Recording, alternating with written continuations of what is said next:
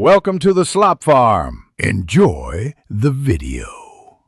You start by confirming prerequisites. Fivem, the server-side voice resource, like MumbleVoIP or TXAdmin, and your OS audio drivers are up to date. Once done, select the correct microphone in System Settings and in Fivem's audio options so the client uses the same device. Make sure overlays and VPNs are off because they intercept audio. You'll also launch Fivem as admin if permissions block your microphone. These first steps remove common permission and device mismatches quickly so you can proceed. Next, you configure in-game voice. Choose proximity versus radio, set push-to-talk or voice activation, and adjust microphone volume and threshold. Then open the server configuration to confirm the voice resource is listed and that ports and IP addresses match your voice server.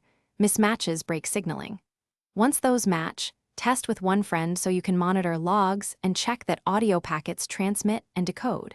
If you see packet loss or codec errors, lower bandwidth settings or change codec in the voice resource to stabilize audio. To finish, restart the server and each client, then clear Fivem's cache to remove corrupted resource files.